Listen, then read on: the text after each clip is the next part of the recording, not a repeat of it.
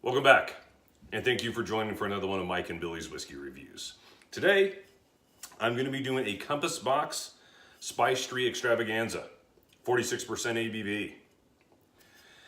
Spice Tree is, or excuse me, I should back up for a second. Compass Box is not a distillery. They're a bottler, so essentially they'll come with their own blends of whiskey, get whiskey from different distilleries and blend them together. I believe I've tried a few of their, like Peat Monster. God, what else have I had from them? Hedonism, that was a really good one. But this particular one we're doing is the Spice Tree Extravaganza, limited edition, 46% ABV. Spice Tree has a pretty good following with some of the whiskey enthusiasts that I'm in contact with.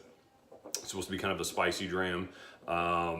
Also one that a lot of people like if they like, you know, a combination of ex-bourbon and ex-sherry matured whiskeys that don't have really any peat or any smoke to it whatsoever.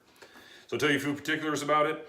Again, the 46% ABV, the color here, a light gold, I would say. Give it a quick swirl around the glass. See what kind of legs we're working with.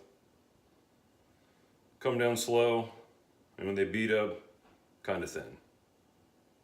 But let's see what we think about it. Right away orange. Right away orange. Almost similar to a Glenmorangie, 18-year-old, extremely rare, just for the orange component.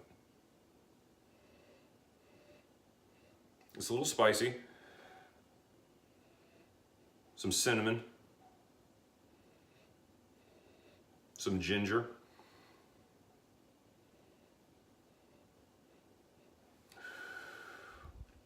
just like a nice sweet chocolate coming into the end. Not a bitter dark chocolate, but a nice sweet, almost not white chocolate, maybe milk chocolate is what I want to say.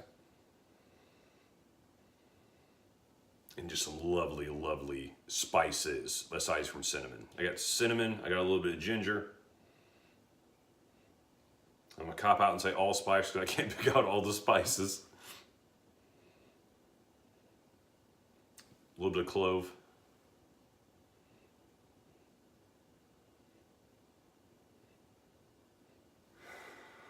It's a different fruit. It's orange, but also maybe like a pear. Actually, something more tropical, maybe like a mango or papaya. I've had this bottle before at a bar here locally in Columbus. I was drinking with a guy, but they didn't really have a good glass as far as nosing the whiskey to kind of appreciate it the way I can here now. Take my time with it.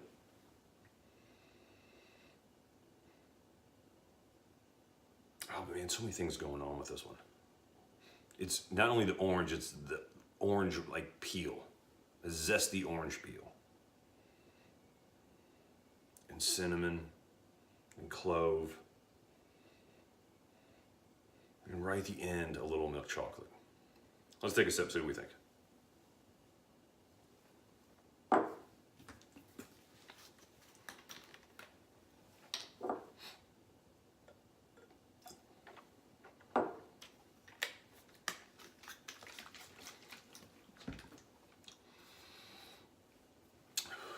Wow, the nose and the palate map over almost exactly. I'm getting orange, I'm getting ginger, I'm getting spice, I'm getting clove, I'm getting mango, papaya, something like that. Wow, really a lot going on with this one. I think locally I've seen these here for around $100, 80, 90, $100, something like that. And you know, I passed it over quite a few times. Just because it's not a single malt Scotch whiskey, you know, it's somebody who actually, you know, will get him in and blend the whiskey, say like a Johnny Walker or something like that. They'll get them from multiple distilleries, and I don't know why I've kind of walked past so many of the Compass boxes. Probably because I'm looking for a more extreme experience in one way or the other, whether it's sherry or whether it's peat. But I tell you what, this one has been one that I've overlooked, but I know I can still get a few of these bottles. Not that I still have some of this left. It's kind of hard to tell. The label goes all the way to the bottom, but still has some of it left, maybe about 1/8 of the bottle. But after this one's gone, I'm absolutely going to try to pick up a couple bottles for myself just to save for future tastings. Share with a few people, because this is a easily palatable whiskey. I would assume for a lot of people. I mean, the flavors are good, they're rich. It's not going very far left or right in a particular direction.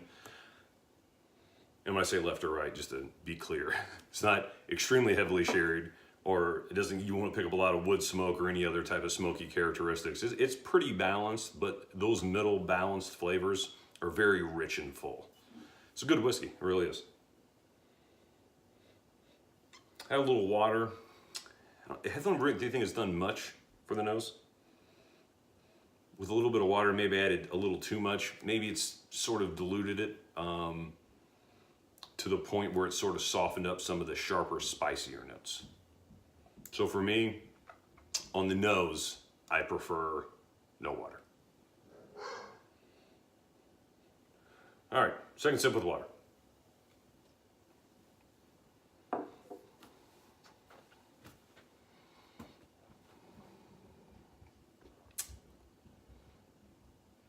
Again, exact replica of what's on the nose.